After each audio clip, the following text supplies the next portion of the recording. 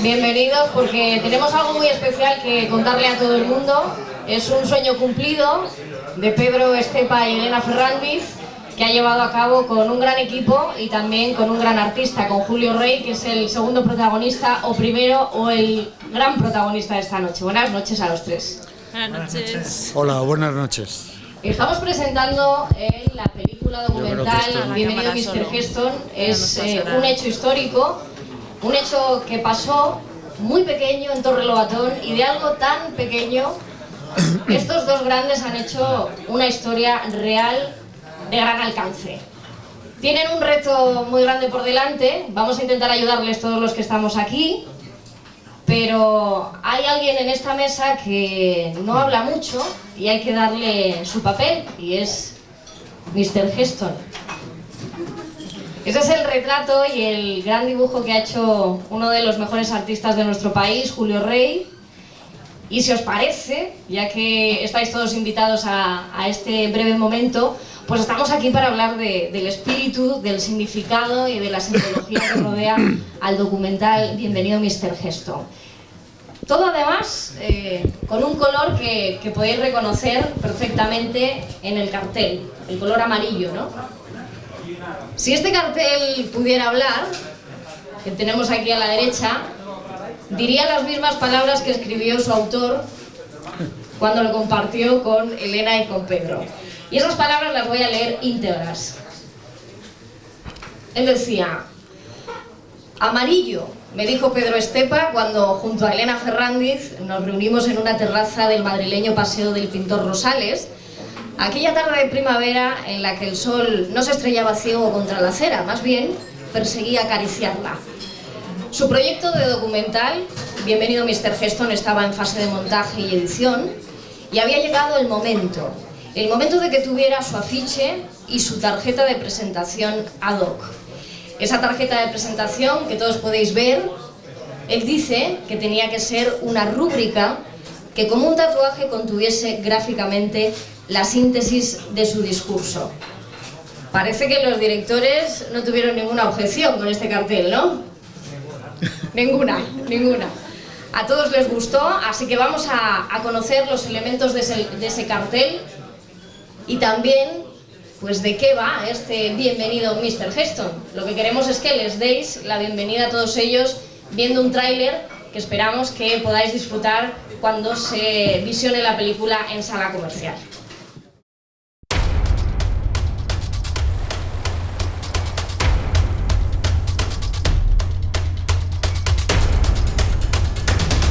Hace más de 50 años, un acontecimiento cambió el rumbo de un pequeño pueblo castellano. ¿Quién me iba a decir a mí en marzo de 1961 que hoy iba a estar en este lugar? En el lugar donde se escribió la crónica de 3 días de rodaje del Cid, de Azonimán, en Torre Lobatón. 3 días que nunca olvidarán sus habitantes. Era algo tan nuevo para ellos encontrarse todo aquel barullo alrededor, aquel ruido.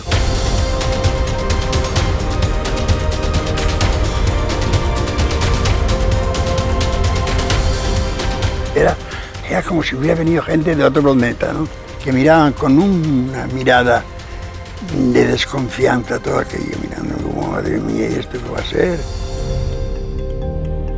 Torre Lobatón se convirtió en un gran decorado de Hollywood.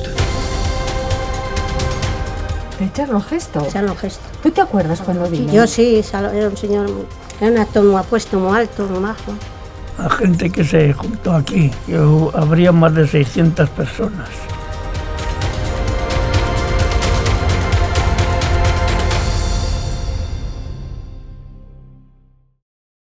Pedro y a Elena para que expliquen realmente cuál es la historia que sucedió en Torre Lobatón.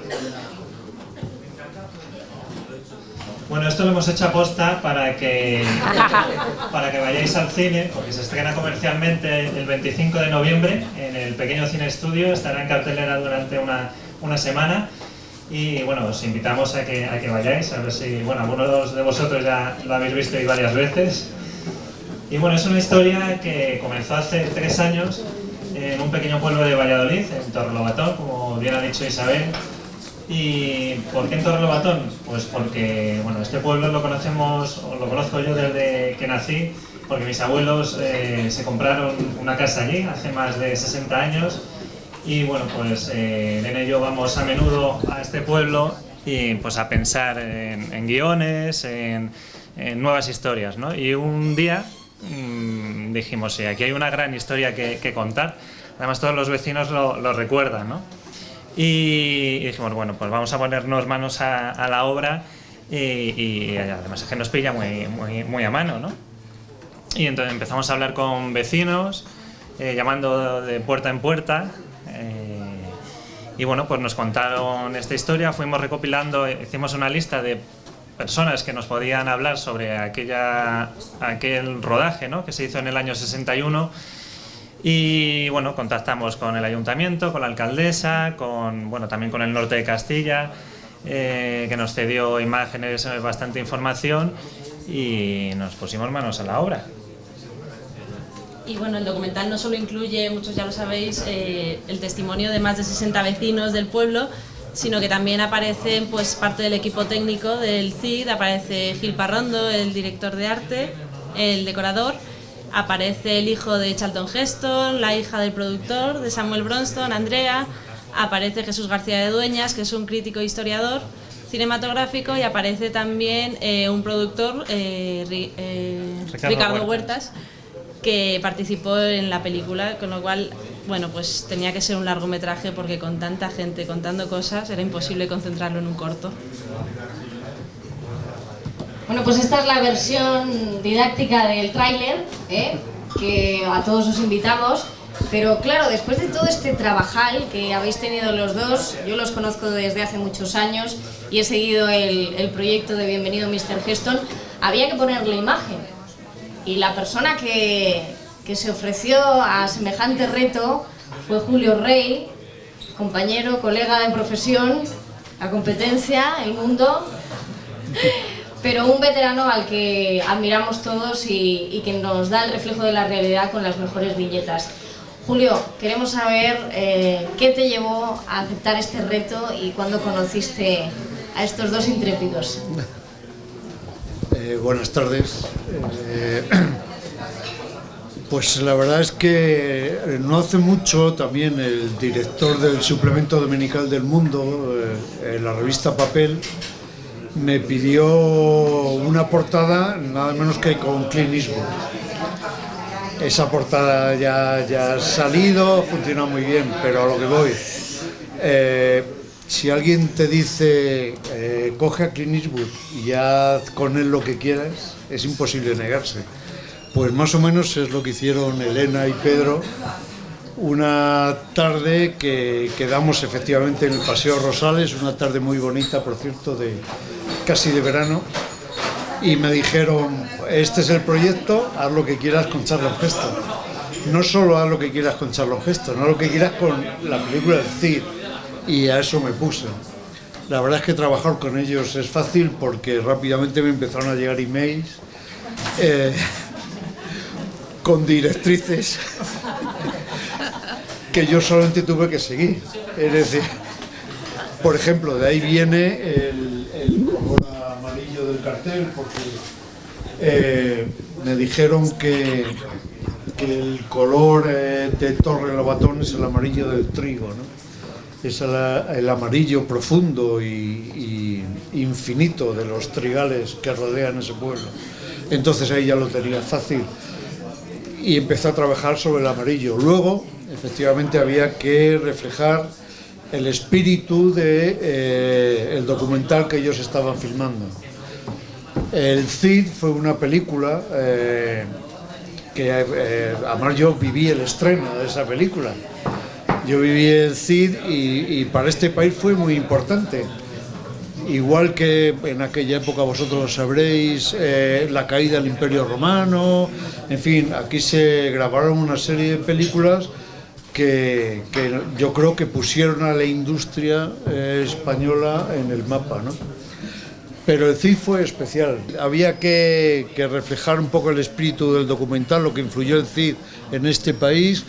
y lo que influyó sobre todo en Torrelobatón. El título que ya tenían era realmente elocuente, porque este proyecto cinematográfico fue un bienvenido Mr. Marshall, pero que salió bien. Entonces había que reflejarlo. La imagen, además me vino muy rápido a la cabeza, que yo creo que representaba muy bien el espíritu de esto, de todo esto, es el célebre toro de Osborne. El célebre toro de Osborne que está en toda la geografía española y que representa muy bien todo lo que el espíritu cromático, el espíritu pictórico que tiene España, ¿no?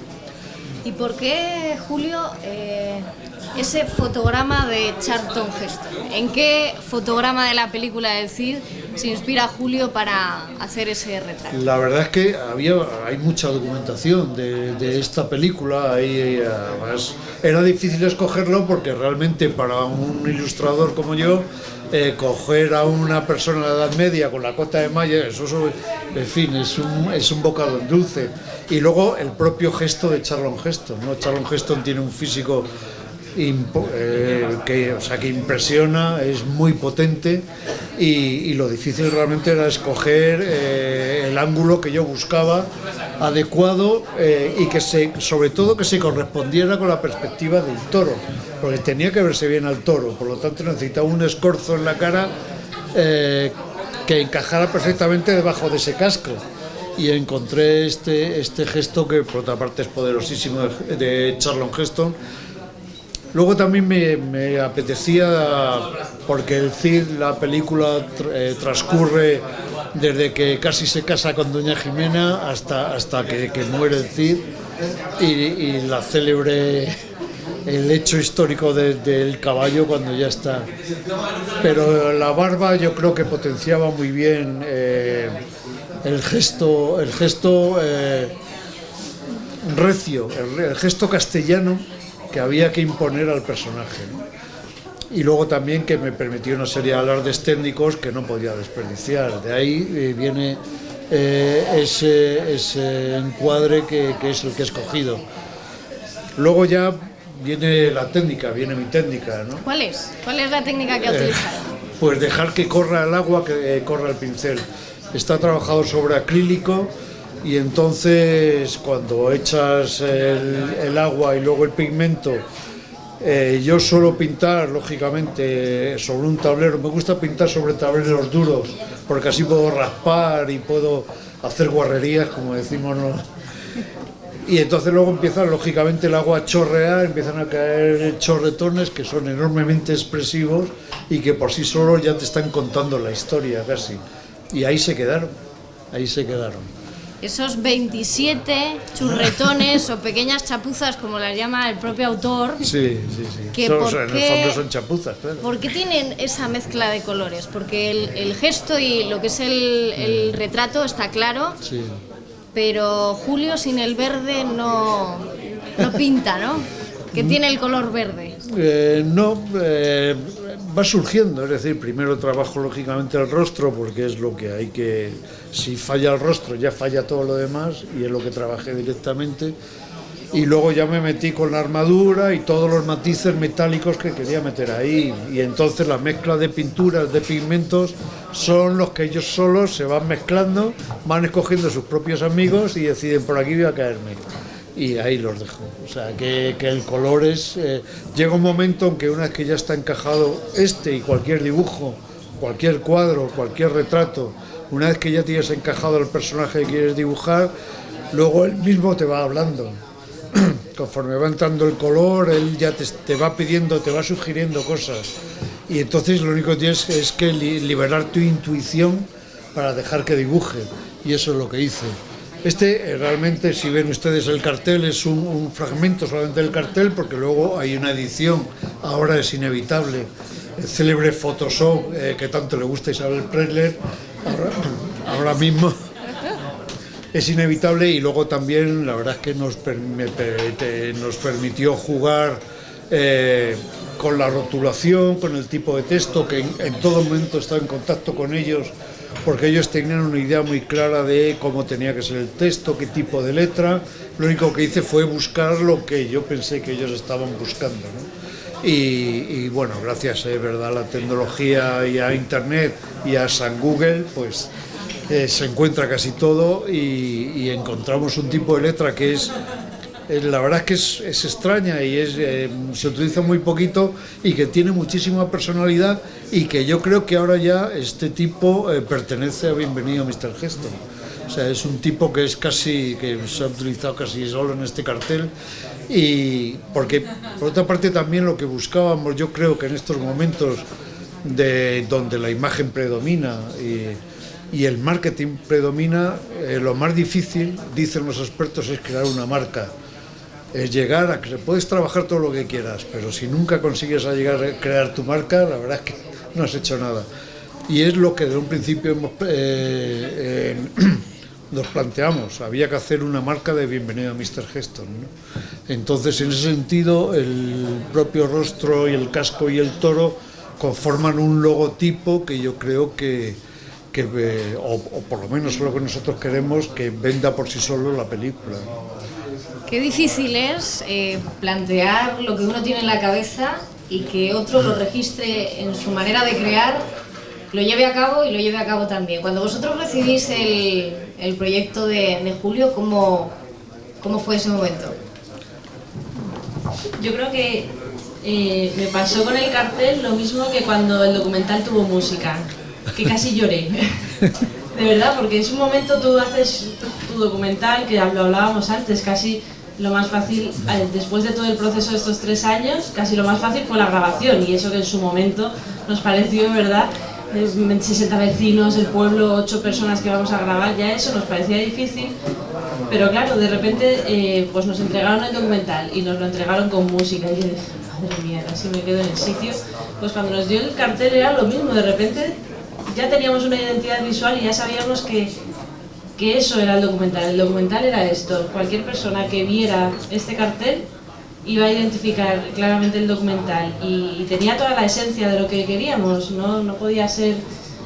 Pedro desde el primer momento sabía el color amarillo era tan importante y cuando lo vimos, además Pedro especialmente se había fijado más allá de las viñetas de Julio en tu obra y le gustaba mucho la técnica que utilizabas y entonces él decía, yo es que quiero esto, no puede ser otra persona que Julio porque le gustaba tu obra, lo vio y claro, pues, era perfecto, ¿no? Sí, me ha gustado la idea que has comentado, Julio, sobre la fuente, ¿no?, de la letra, que yo creo que deberíamos patentar o renombrar, ¿no?, que se llame Bienvenido a Mr. Heston, ¿no?, la fuente. Y bueno, aunque parezca mentira, quedamos hace más de un año, ¿no?, con Julio y yo no había escuchado las explicaciones que estás dando ahora, o sea que la verdad es que me está gustando mucho en que te inspiraste y cómo lo hiciste. Y bueno, sí, yo creo que el documental, la imagen del documental es esta, la verdad es que sí. Aquí hay muchos fans del cartel y que ya lo asocian directamente al documental. No es, por ejemplo, un Gil Parrondo o un Emilio Gutiérrez Cava, no, hablan del cartel al hablar del documental. Y esto de verdad nos está sirviendo mucho ahora en la promoción del documental. Es súper importante y tú me lo recuerdas siempre, cuando hablamos a alguien, le mandamos un WhatsApp, un email, lo que sea, incluye el cartel, porque es súper visual y la gente, cuando a lo mejor no lee el texto que ponemos, que Pedro se lo trabaja todo, escribe un email personalizado para cada persona, pero incluyes el cartel y ya esto es algo que, bueno, cuando un académico vaya a votar y vea los documentales, que vea a Mr. Heston y se acuerde de nosotros. ¿De quién se acordaba Julio mientras pintaba a Heston? ¿Qué música suena en el estudio de Julio? No, la verdad es que yo pinto, normalmente Gallego y Rey trabajamos en la redacción del periódico, yo voy todas las tardes a la redacción, básicamente porque es un lujo, y más en estos tiempos de decadencia de la prensa escrita, pues poder vivir el ritmo, el pálpito de una redacción es un lujo y por eso voy todas las tardes ahí. Luego este tipo de encargos lo que hago es trabajarlos en mi garaje.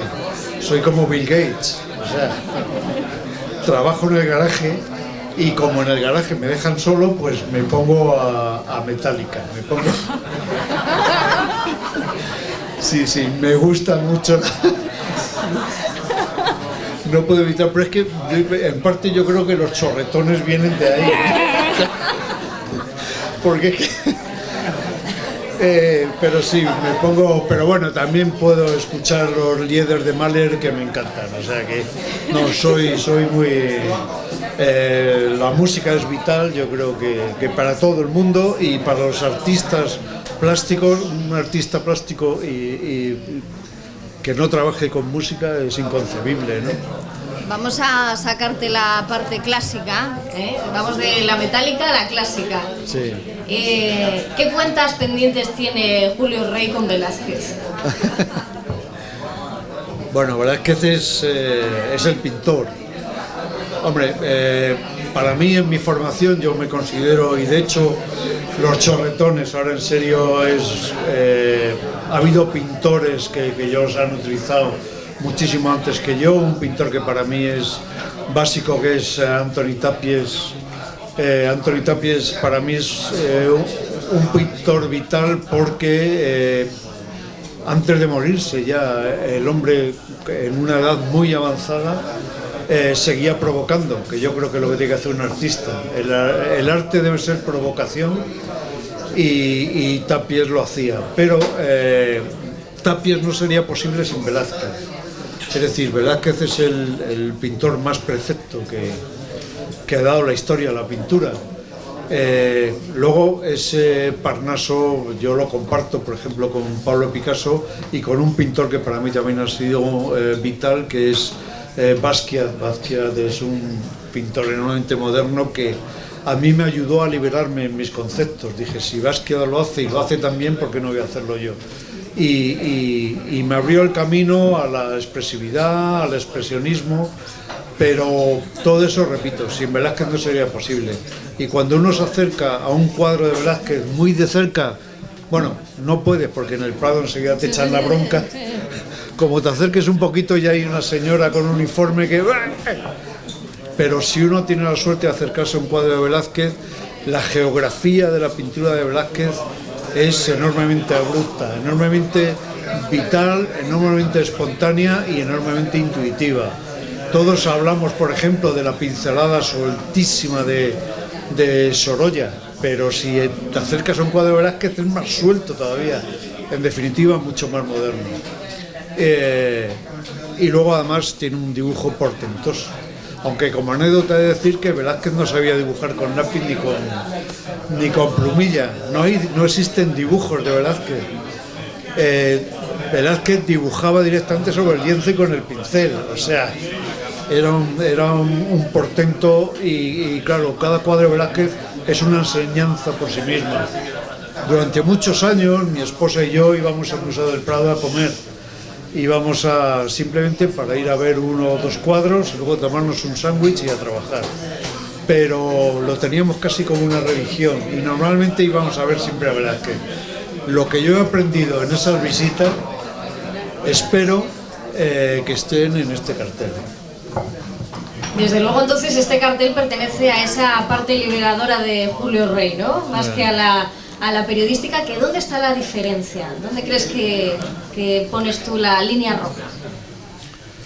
Hombre, sí, existe muchísima diferencia en mi faceta periodística y además está bien porque después de 35 años haciendo viñetas de humor político en la sección de opinión de un periódico, pues yo ahora me siento periodista, porque básicamente lo que hacemos los viñetistas en general es contar la noticia, pero contarla de otra manera, contarla como nosotros sabemos hacerlo, que es dibujando. Pero lógicamente eso te impone una serie de exigencias. Es difícil encontrar el adjetivo, pero te impone una serie de exigencias. Me acuerdo de cuando empezamos Gallego y Rey en esto, que lo hicimos de la mano de Pedro J. Ramírez. Yo, que soy el encargado de crear el concepto, de hacer el guión de la viñeta, la única condición que me puso es que todo lo que contase fuera verdad. Es decir, el periodismo debe ser, tenemos que contar la verdad y tú lo sabes. Lo que ocurre es que, lógicamente, estar en la sección de opinión de un periódico es una responsabilidad enorme, ¿no? No solo porque tienes que contar la verdad, sino porque tienes que informar. Y luego, además, ahora los lectores de periódicos son gente inteligente. Desgraciadamente cada vez quedan menos. Porque, ya lo hemos comprobado el otro día, la noticia casi más vista de este país ha sido eso de Bisbal, que no sé lo que es, pero que ha ocupado el espacio de un informativo en la televisión pública, nada menos. O sea, eso es de cortarse las venas. Por lo tanto, el lector de periódico es un lector inteligente que te exige que estés como mínimo, como estás trabajando en un periódico, más informado que él, porque es lógico. Si le vas a contar lo que él ya sabe, dejas de interesarle. Entonces, el estar en la redacción del periódico me posibilita entender la noticia. Cuando escojo la noticia y me pongo a trabajar con ella, si no la entiendo, puedo ir a las secciones y consultar a los compañeros que me expliquen cuál es el secreto de esa noticia. Eso también me posibilita tener información muy confidencial y de primera mano que yo utilizo para mi viñeta. Pues todo esto, en este cartel, nada. Aquí me he dejado llevar por Metallica. Por Metallica ya está, claro. No, la verdad es que también tiene un concepto periodístico, es decir, un cartel, a mí me encanta el cartelismo, o sea, me encanta, de hecho, por ejemplo, la faceta que más me gusta de Toulouse-Lautrec, que es su faceta cartelística, y fue donde realmente llegó a conseguir la revolución en los carteles del siglo XIX que él hizo, ¿no? Un cartel tiene que vender, un cartel tiene que contarte una noticia también. En este caso había que vender el concepto de Elena y de Pedro, ¿no? Y por lo tanto, pues tenía una serie de premisas que tenía que cumplir. Pero a pesar de eso, una vez que ya conseguí el concepto, conseguí la imagen clara que andábamos buscando, una vez que conseguí ese logotipo, ya ahí me dejé llevar, y lo que hice fue ponerme a pintar y intentar copiar a Velázquez. No lo conseguí, pero por lo menos lo he intentado. Pedro. Sí, yo recuerdo que hace unos años hice un reportaje en la Fundación Tapies y estuve un día entero grabando sus obras allí en Barcelona. Y la verdad es que también me gusta mucho porque utiliza texturas muy interesantes, ¿no? Y materiales, no solo pinturas, sino que integran el cuadro, ¿no? Revolucionario, sí. Materiales, y ahora comparándolo con esto, yo creo que esto es mejor.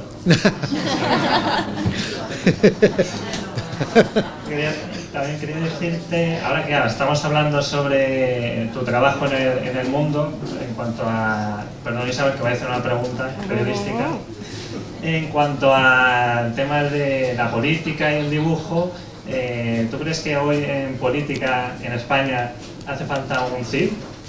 Un Cid que nos saque de todo este embrollo. Bueno, pues ya hay, ¿no? No, ya lo tenemos, que es el Parlamento. Es decir, lo tenemos, es el Congreso de los Diputados, que es donde tienen que hablar los políticos, ¿no? La verdad, aparte que el Cid es un personaje que en este país durante muchos años, 40 de dictaduras, se han manipulado los personajes y todos lo sabemos. Ahora con el tiempo vamos descubriendo que el Cid no es como nos lo vendía aquel régimen funesto, sino el Cid incluso era un mercenario que trabajaba a sueldo, como era lógico en la Edad Media, por otra parte, ¿no? La Reconquista se hizo en base a los mercenarios. No solo eso, sino todas las guerras en Europa, todos los ejércitos los constituían Cid muy profesionales. Pero no. El problema de la política es que ha cambiado muchísimo, ha cambiado mucho básicamente porque la clase política ahora mismo es más mediocre. No lo pienso yo, lo piensa en general todo el mundo y lo vemos en los resultados de las elecciones. Es decir, seguimos votando porque tenemos más moral que el alcoyano, pero es verdad que los líderes políticos actuales, en muchísimos casos, por no decir en todos, no dan la talla. Eso lo que hace también es que, por ejemplo, el trabajo en las viñetas, pues a veces resulte más monótono, más aburrido y que te motiva menos. Una de las frases que yo me encuentro normalmente cuando llego a la redacción es siempre hay algún compañero que me dice: hoy lo tenéis fácil. Y es que acaba de estallar otro escándalo de corrupción. Es realmente muy difícil. ¿Por qué? Porque es aburridísimo hacer viñetas sobre la corrupción. Cuando haces una dices, bueno, 2, vale. Pero cuando llevas 20 viñetas de la corrupción, dices, esto es una vulgaridad, ¿no? Que es lo que básicamente es la corrupción. La corrupción es vulgar. La corrupción lo que ha hecho ha sido bajar los niveles de la actividad política hasta el suelo. Y ahí deja de ser interesante la cosa. Pero no, CIDE la verdad que no necesitamos ninguno. Yo de hecho viví el 23F, os estaba contando, lo viví en la redacción de un periódico. Jamás lo olvidaré, aquel día fue un día histórico que lo viví, fue muy apasionante, pero no quiero que vuelva a repetirse. El CID para los carteles.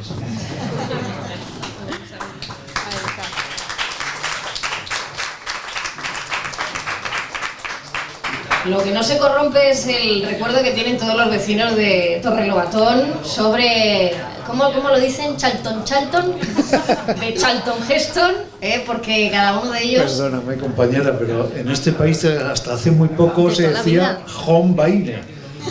Hombre.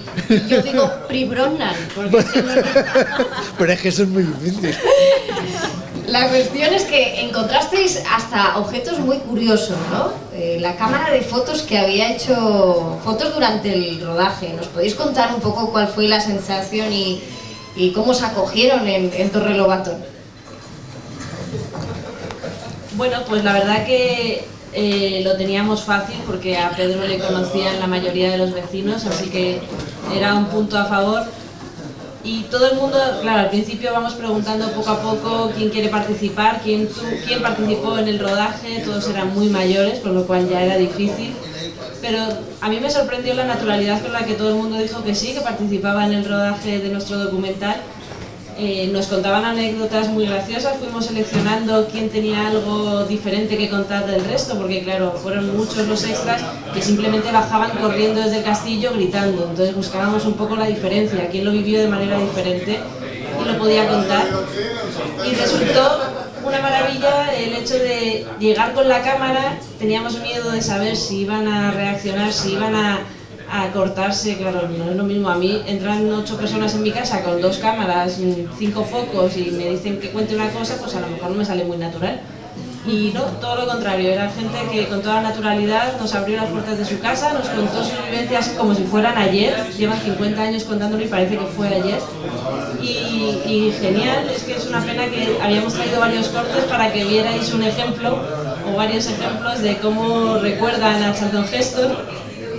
Cómo les hacía ilusión que les vieran y que pues ellas, aunque iban vestidas para la película, pues que se fijara en ellas, o los hombres querían dar un beso a Sofía Loren, eran cosas pues muy que como hacemos ahora. O sea, ahora mismo viene cualquier actor, pero es que hace 50 años que viniera un actor americano y ha sido una maravilla la acogida que ha tenido por parte de todos los torreños. Bueno, desde la alcaldesa que nos abrió el ayuntamiento para coger luz del ayuntamiento, a todos los vecinos que primero teníamos que ir puerta por puerta preguntando, pero luego venían a nosotros y estábamos allí, oye, que yo también participé, pedíamos 4 mujeres para que hablaran de Charlton Heston y aparecieron 15, y nosotros, no, 15 no pueden salir, da igual, nosotros estamos aquí y miramos cómo grabáis, o sea, fue muy divertido el rodaje.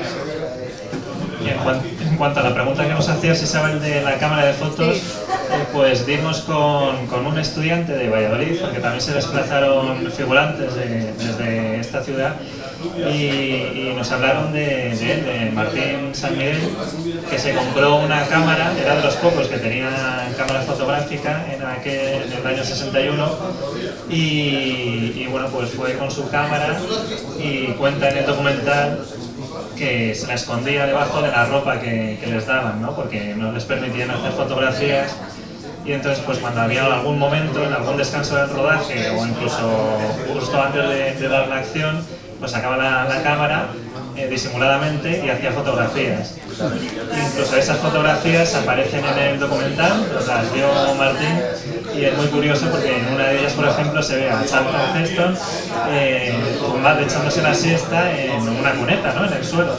Y es muy curioso esas imágenes fotográficas que, bueno, pues eso, que aparecen por primera vez, yo creo, en el documental. También es una forma también de mostrar en el documental un poco de making of, porque bueno, si ya ha sido difícil encontrar los derechos de la película del Cid y poder incluir 2 minutos en el documental, pues ya buscar imágenes de making of o del nodo, pagar el nodo, pues era inviable y nos sirve mucho porque se ve cómo se rodó de verdad, las placas que pusieron, los cables, se ve el equipo técnico y bueno, pues enriquece bastante y fue un hallazgo maravilloso. Al final de lo que estamos hablando y de lo que transmite este documental, Bienvenido Mr. Heston, es un homenaje, pero un gran homenaje a toda la gente que estuvo en ese momento y al cine. Por eso, si hay académicos en la sala o alguno de repente quiere hacer carrera, le invitamos a que lo vea, a que lo disfrute, porque ese homenaje es muy extenso. Nos podéis decir, vosotros que os dedicáis a esto de toda la vida, que os nace de dentro, ¿por qué ese homenaje? Bueno, es un homenaje que parte del título, precisamente. Bienvenido Mr. Heston es un guiño a la película Bienvenido Mr. Marshall, y bueno, pues por ende es un homenaje al cine español, ¿no? Y vamos, elegimos este título porque o encarnamos el título en Charlton Heston precisamente porque en el pueblo era a quien más conocía la gente, ¿no? Era la figura, era la estrella la que iba al pueblo y todo el mundo estaba emocionado con Heston. Entonces hemos personificado este título en él y de hecho esta es la imagen, ¿no? En el cartel. Y bueno, es un homenaje al cine español, como comentabas tú, Julio, pues a todos aquellos profesionales del cine español de aquella época que también se comenta en el documental, lo comenta Gil Parrondo, lo comenta Emilio Gutiérrez Cava, que precisamente estas producciones que trajo Samuel Bronston a España en estos años, en los años 60, pues constituyen a lo mejor el inicio de un hito histórico a partir del cual se empiezan a hacer otro tipo de cine, ¿no? Y sobre todo la escuela que supuso eso para, de formación me refiero, para los técnicos españoles, ¿no? Porque venían técnicos muy experimentados de Estados Unidos, pero luego aquí contrataban a gente, ¿no? A técnicos españoles. Entonces pues supuso una escuela, una formación para ellos que a su vez pues bueno, pues enseñaron a otros técnicos españoles. O sea que las producciones Samuel Bronston yo creo que supusieron algo muy importante para la producción de cine en nuestro país.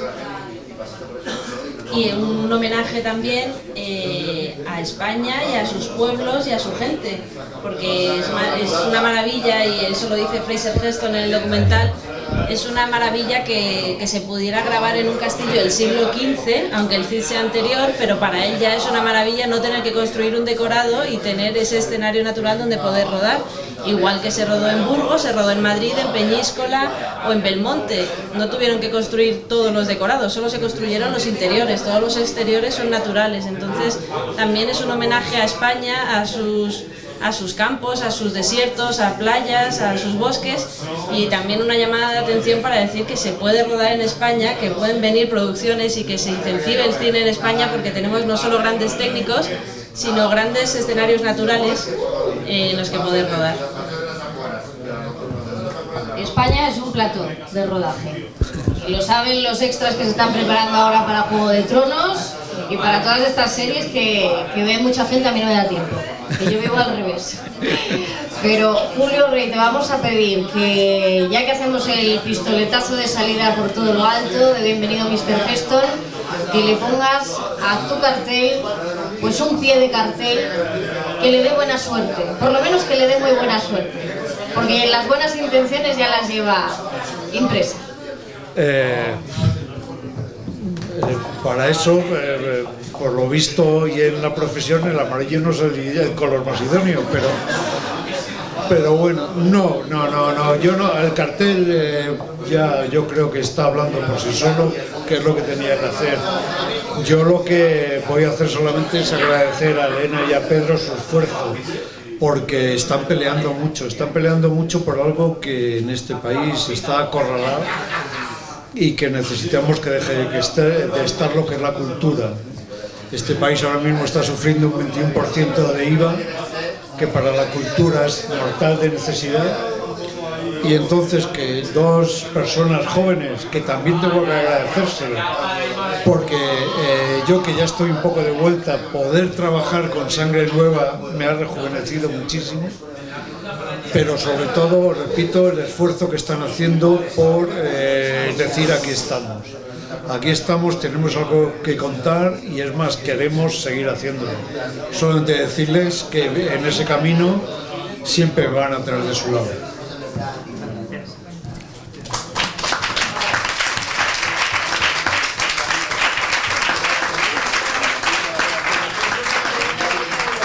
Bueno, pues para todos nosotros que tomemos buena nota, bienvenido Mr. Heston, que sepáis que estos chicos son intrépidos, se han presentado a todo y más. Si existieran más sitios donde se pudiera presentar, lo harían.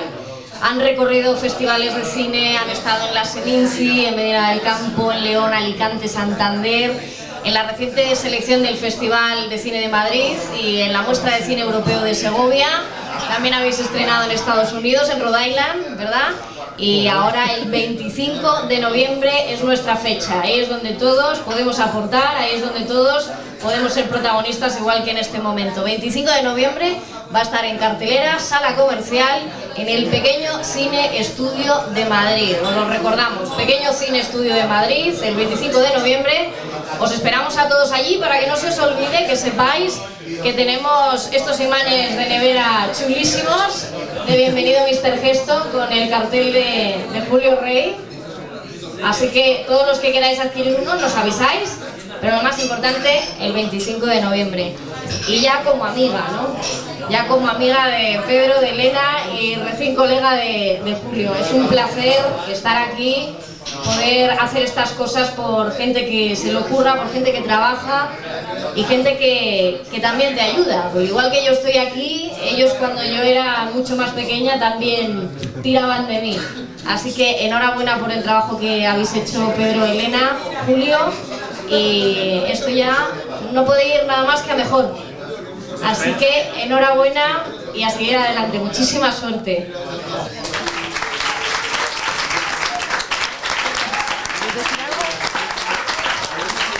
Muchas gracias a todos por venir, siempre estáis ahí, tenemos unos fans incondicionales y teníamos muchas ganas de presentar el cartel con Julio porque es eso, es la identidad, faltaba esto, que se diera a conocer, que sepamos el porqué de todo este cartel. Y tenemos una pregunta, solamente decir que tenemos una nueva selección, tenemos una mención especial que nos dijeron ayer, en el, no sé qué día, el 8 de diciembre estaremos en el Filmmaker International Film Festival de Marbella.